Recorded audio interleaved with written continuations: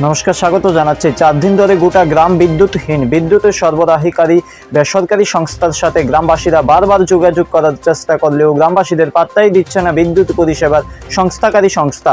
4 দিন ধরে বিদ্যুৎ না থাকার ফলে গ্রামে পানীয় জল সরবরাহও বন্ধ হয়ে রয়েছে। গোটা গ্রামে পানীয় জলের তীব্র হাহাকার তৈরি হয়েছে।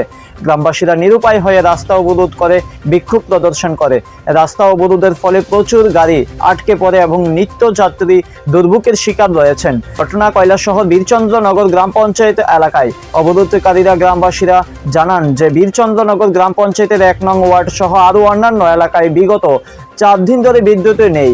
কৈলাসহর মহকুমা বিদ্যুৎ পরিষেবা প্রদানকারী বহির্রাজ্যের বেসরকারি সংস্থা সাই কম্পিউটার লিমিটেডের কর্মীদের সাথে প্রতিনিয়ত যোগাযোগ করার চেষ্টা করলেও গ্রামবাসীদের সাথে সাই কম্পিউটার লিমিটেডের কর্মকর্তারা অশ্লীল আচরণ করেছে বলে জানান। তাছাড়াও বিদ্যুৎ পরিষেবা প্রদানকারী বেসরকারি সংস্থার অফিসে ফোন করলে কেউ ফোন রিসিভ করে না বলেও জানান অবরোধকারী গ্রামবাসীরা।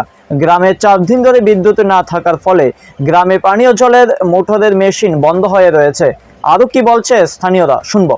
4 দিন ধরে কারেন্ট নাই, জল নাই, তারপরে অনেকের ঘরে কেরোসিন নাই, পোলাপানে পড়াশোনা করতে পারেন না। অনেক বয়স্ক মানুষ আছে, এরা এই গরমে অশান্তি করে। তারারে কইলে তারা খালি কয় আইবো আইবো আইবো।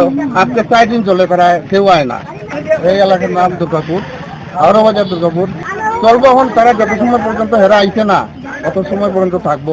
এখন দেখা যাক তারা কি কয়। তারা আইলে পরে তারা